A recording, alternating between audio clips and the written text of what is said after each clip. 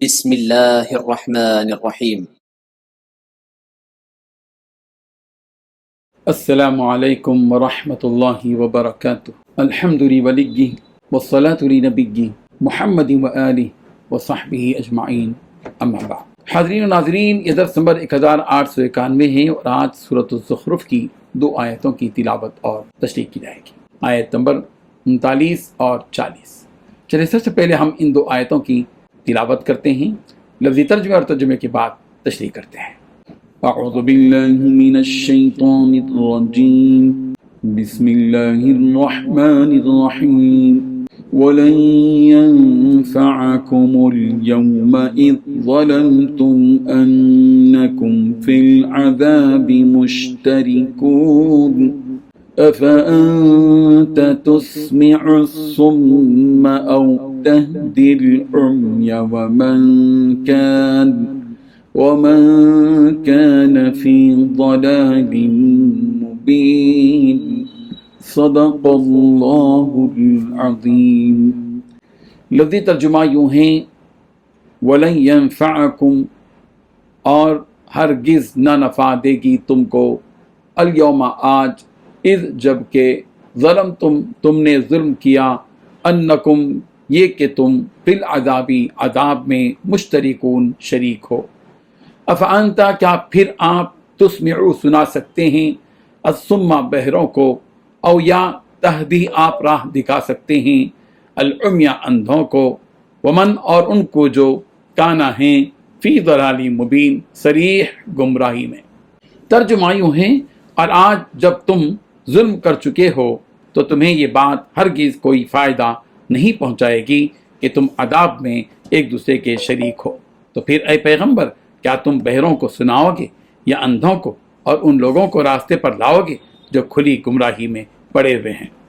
ان 2 آیتوں میں 3 باتیں بیان کی گئی ہیں۔ پہلی بات، آج جب تم ظلم کر چکے ہو تو تمہیں یہ بات ہرگز فائدہ نہیں پہنچائے گی کہ تم عذاب میں ایک دوسرے کے شریک ہو۔ دوسری بات، اے پیغمبر، کیا آپ بہروں کو سناؤ گے یا اندھوں کو راہ بتاؤ گے؟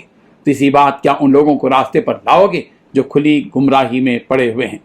بزرگان محترم، پچھلی آیتوں میں یہ بیان کیا گیا کہ جب یہ مشرکین قیامت کے روز اللہ کے سامنے آئیں گے تو اپنے اس شیطان ساتھی کو برا بھلا کہنے لگیں گے کہ تیری ہی باتوں میں آ کر ہم نے آج اپنا نقصان کیا ہے، کاش ایسا ہوتا کہ تو ہمیں نہ ملتا تو آج ہم بھی اس مقام عذاب پر نہ ہوتے۔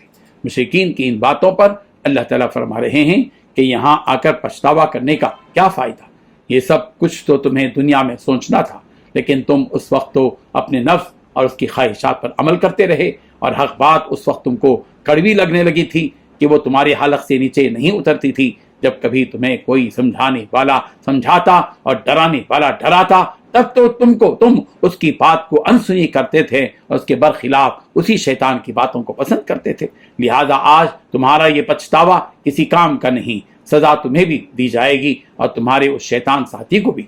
تم دونوں ہی کو عذاب میں ڈالا جائے گا اور تم دونوں عذاب میں ایک دوسرے کے شریک ہوں گے۔ جس طرح دنیا میں ایک دوسرے کے ساتھ رہا کرتے تھے، آج اس عذاب میں بھی تم ایک دوسرے کے ہی ساتھ رہو گے، اور ساتھ رہنے کی وجہ سے عذاب میں کسی قسم کی کوئی کمی نہیں کی جائے گی۔ تم دونوں کو بھی برابر کا عذاب دیا جائے گا۔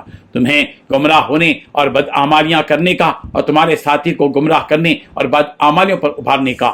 ان مشرکین کی دنیاوی اور اخروی حالت کو بیان کرنے کے بعد اللہ تعالیٰ نبی رحمت صلی اللہ علیہ وسلم کو تسلی دے رہے ہیں کہ اے نبی، جو شخص شیطان کی باتوں میں آ کر گمراہی کو اپنا لیتا ہے تو ایسا شخص اندھے اور بہرے کے مماثل ہے۔ جس طرح بہرے کو کچھ بھی کہو اسے سنائی نہیں دیتا، اور اندھے کو کس قدر بھی راستہ بتلا دو وہ منزل تک نہیں پہنچتا، یہی حال ان لوگوں کا بھی ہے۔ یہ لوگ بہرے اور اندھے بنے ہوئے ہیں اور کھلی گمراہی میں مبتلا ہیں، انہیں آپ کی کوئی بات اثر نہیں کرتی، چاہے آپ انہیں جس قدر بھی سمجھا لیں وہ ماننے والے نہیں ہیں۔ لہذا آپ ان لوگوں کے پیچھے پڑ کر اپنے آپ کو غم اور فکر میں نہ ڈالیں، بلکہ ان کا معاملہ اللہ کے حوالے کر کے اپنے کام میں مشغول رہیے۔ امام زہیری رحمہ اللہ نے اس آیت کے شان نزول کے بارے میں فرمایا کہ نبی رحمت صلی اللہ علیہ وسلم اپنی قوم کو ہدایت کی جانب بلانے میں اور ان تک پیغام الہی پہنچانے میں اپنے آپ کو تھکا دیا کرتے تھے، اور ان لوگوں کا حال یہ تھا جتنا آپ انہیں دعوت دیتے اتنا ہی وہ لوگ اور سرکشی پر ابھر آتے۔ ان کی اسی حرکت پر اللہ تعالیٰ نے یہ آیت نازل فرمائی، افانت تسمع الصم او تہدی العمی، کہ پیغمبر کیا آپ بہروں کو سنا سکتے ہیں اور اندھوں کو راہ دکھا سکتے ہیں؟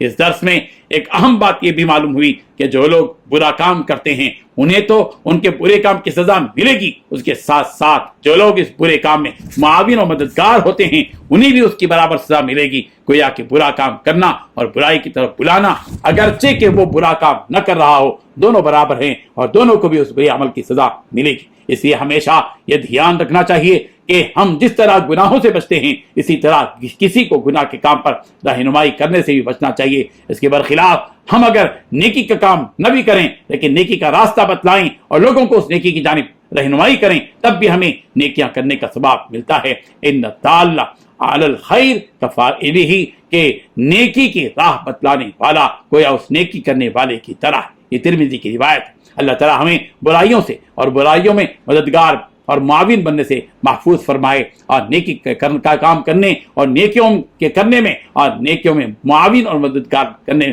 کی اللہ تعالیٰ ہم سب کو توفیق عطا فرمائے۔ آمین۔ وآخر دعوانا ان الحمد للہ رب العالمین۔